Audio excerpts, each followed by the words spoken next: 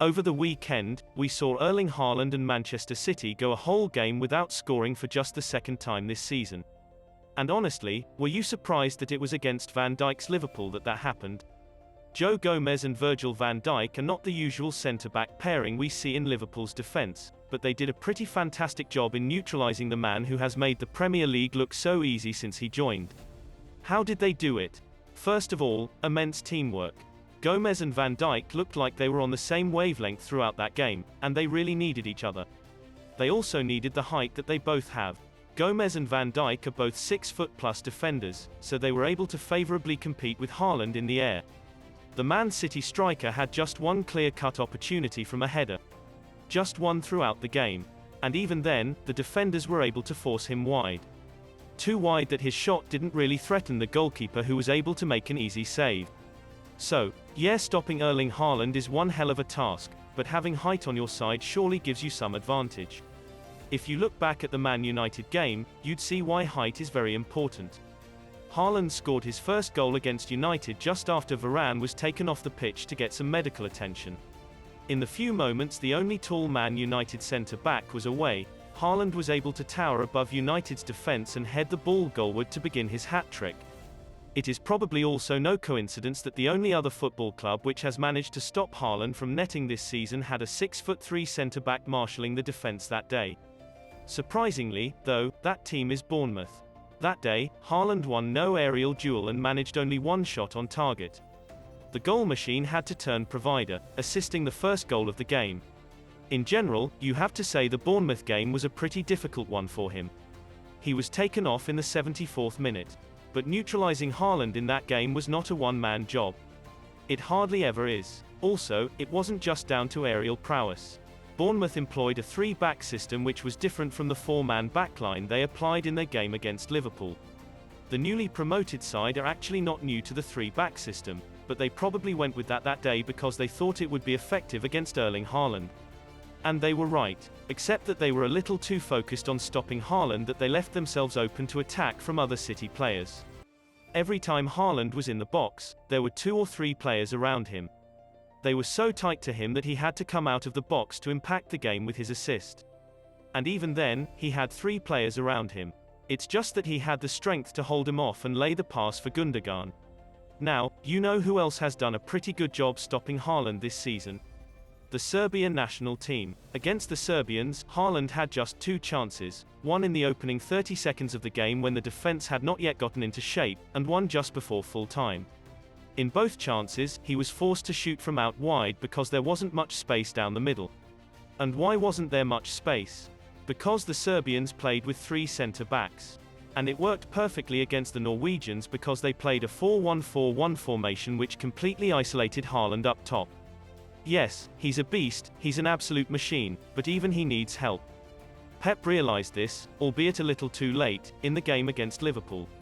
He noticed the Liverpool centre-backs were marking Haaland out of the game, so he sent in another striker in Julian Alvarez to support his main man. The Argentine came on in the 89th and he got to play a little more than 10 minutes with the game going past the 100-minute mark. In those few minutes, you could see that the Liverpool defence was a little stretched. There was a point when the ball was put in the box in the closing minutes, and Liverpool's defence looked clueless for a second because they didn't know who exactly to mark. But if you throw it back to July when these two met in the Community Shield game, that seemed to work a treat. And maybe that was because Pep decided to make that change much earlier. He brought on Julian Alvarez in the 58th minute to support Haaland, and he scored in just 12 minutes. But apart from the goal, it was when Alvarez was on the pitch to stretch the defence that Haaland saw his clearest opportunity of that game. But he very shockingly failed to put the ball in the back of an open goal. So, note to Pep and Solbakken, maybe try and give Haaland some support up front if you see he's being marked out of the game. Anyway, you know which other defence can stop Erling Haaland from scoring. A defence that is great at positioning. Yes, Haaland is quick, he's deadly in front of goal, and he's a giant, but one attribute of his that isn't talked about enough is his intelligent positioning. He knows the right moment to drop back in anticipation of a pass, a rebound, or a spill from the goalkeeper. He knows when to go wide then dash towards the penalty spot at the right time. He's great at all these things. So, if you're going to be defending against this robot of a guy, you have to always be rightly positioned and also never be flat-footed. We'll give you an example. But before we do that, don't forget to like the video and subscribe to the channel for more content like this. Anyways, let's go back to the City-Liverpool game. In the second half, Cancelo put a beautiful cross into the box for Haaland. The striker had positioned beautifully to connect with the cross with his head and he would have almost certainly scored, but Van Dijk appeared from nowhere and intercepted the cross. A momentary lapse of concentration there or poor positioning from Van Dijk would have cost Liverpool a goal. Still on positioning, you always have to make sure that Haaland is within sight at all times. He loves to sneak in behind the last centre-back, and if you let him do that, he'll hurt you. You know what the pros say, as a striker, if you can see the number at the back of the defender's shirt, you have him where you want him. Bournemouth, Liverpool, and Serbia were all able to stop Haaland from doing this.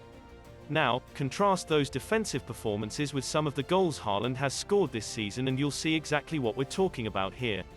Take a look at his first goal against Sevilla, his second against Man United, his only goal against Dortmund, only goal against Southampton, his first 2 goals against Crystal Palace, and we could go on, really. But the point here is, his positioning for most of his goals are similar. He loves to tuck himself in between the last centre-back and the full-back in that wing, or possibly even behind the full-back, so he can have a good vision of where the ball is coming from and know exactly how to attack it. So, if you're going to neutralise Haaland, you have to be very mobile and you can't afford to be flat-footed. Not even for a second. Always make sure that you know where Haaland is when you're in the box. Because how can you mark him if you can't even see him? Finally, to even have a chance at stopping Haaland, you would need some speed and strength. 2 very important things. The boy is very fast, so if he catches you on a counter and you can't keep up, that's it, you're done. We saw him tear away from West Ham's defence twice in his first ever game in the Premier League. The first time, he won a penalty which he went on to convert, and the second time, he scored with a clean finish. He's also very strong and knows how to use his body very well. He's fantastic at holding off defenders and going on to score. We saw him execute this so perfectly against Crystal Palace when he held off 2 defenders to complete his first hat-trick of his Premier League career. He also held off about 3 Bournemouth players to lay the ball in for Gundogan to score the first goal of that game.